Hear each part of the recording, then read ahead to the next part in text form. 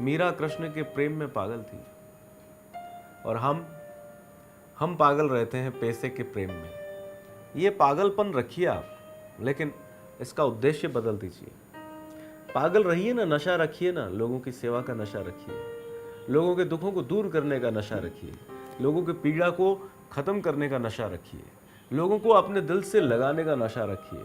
नशा करने के बाद व्यक्ति को पता नहीं रहता वो किस नाले में है, कौन से जानवर उसे चाट रहे हैं, वो कहाँ पड़ा है, उसे मालूम नहीं रहता। कोई अगर वाहन आ जाए तो वाहन उसे लील जाए, उसके जान ले ले, लेकिन उसे पता नहीं लगता।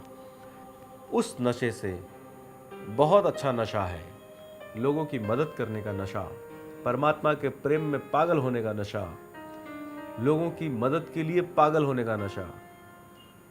अगर आप ऐसा नशा करेंगे ना, तो परमात्मा भी आपका ऐसा नशा करेगा कि परमात्मा को केवल आप ही आप नजर आएंगे। एक बहुत सुंदर प्रसंग सुनाता हूं मैं आपको। एक बार क्या हुआ, एक व्यक्ति था, बहुत दरिद्र जीवन जी रहा था।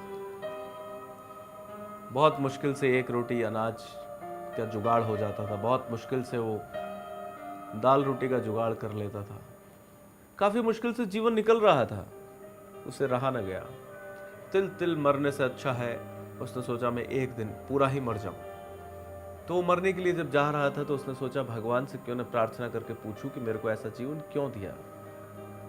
वो परमात्मा से प्रार्थना करता है, बड़े मनोभाव से प्रार्थना करता है, बड़े भक्ति भाव से प्रार्थना करता है। कहते हैं ना, परमात्मा तो भावों का भूखा है। वो तुरंत दर्शन देते हैं, पूछते हैं क्या बात है, क्या चाहते हो, तुमने क्यों याद किया मुझे। वो बोलते हैं परमात्मा मुझे इतना निर्धन क्यों बनाया, मैंने ऐसा क्या कर्म किया कि मेरे पास कुछ भी नहीं है, मुझे खाने को रोटी नहीं है, पीने को पानी नहीं है, मेरा जीवन बहुत मुश्किल से और बहुत कष्ट में बीत रहा है। परमात्मा मुझे बताएं कि मेरा ऐसा जीवन क्यों हुआ। प्रभु बहुत सुंदरता से जवाब देते हैं कि भैया तुम्हारे प्रारब्ध, तुम्हारे कर्म ऐसे हैं कि इस जीवन में तुम्हें थोड़ा थोड़ा करके मिलेगा, लेकिन लंबे समय तक मिलेगा। तुम्हारे पूरे जीवन में अगर अन्न का नाप किया जाए, माप तोल किया जाए, तो तुम्हें 5 बोरी अन्न मिलेगा, और हम तुम्हें थोड़ा थोड़ा करके दे रहे हैं ताकि तुम लंबा जी पाओ। वो व्यक्ति हाथ जोड़कर परमात्मा के सामने नतमस्तक होकर बोलता है, प्रभु मुझे एक साथ दे दीजिए, मैं ऐसे नहीं मरना चाहता, मैं धीरे धीरे करके ऐसे इस प्रकार से कष्टदायक जीवन नहीं जीना चाहता। प्रभु कहते हैं अगर तुझे एक बार दे दिया और तूने जल्दी जल्दी उसे खत्म कर दिया तो तेरी मृत्यु हो जाएगी। वो बोले हो जाने दो प्रभु, लेकिन मुझे सब दे दीजिए। प्रभु तथास्तु करते हैं। तो उसके जीवन में जो 4 बोरी अन्न बचा था वो तुरंत उसके घर में आ जाता है। अब क्या था, वो बहुत खुश हो जाता है। वो 4 बोरी अन्न से सोचता है कि मेरे जैसे तो मेरे गांव में बहुत सारे लोग हैं जिनको खाने को कुछ भी नहीं है, जैसे मैं कष्ट पा रहा हूं वो भी कष्ट पा रहे हैं। कई तो ऐसे हैं जिनकी हड्डियां गिन सकते हैं, इतना कष्ट है उन्हें। कई पूरे के पूरे परिवार भूखे सोते हैं। क्यों न मैं एक दिन उनका पेट अच्छे से भर दूं। यही सोचकर वो पूरे गांव वालों को, वो उन लोगों को जिनको खाने को नहीं मिलता उनको बुलाता है और पूरे अन्न का भोजन बनवा देता है। पूरे अन्न का भोजन बनाने के बाद जो भी लोग बेचारे 4-4 दिन से भूखे, 10-10 दिन से भूखे, वहां आकर बड़े चाव से बड़े भरपेट भोजन करते हैं और बहुत दुआएं देते हैं। वो व्यक्ति देखता है मेरे 4 बोरी अन्न में से अब आधा बोरी अन्न बचा है, जो शायद कल सुबह मैं और भी लोग जो बच गए हैं उनको खिला दूं।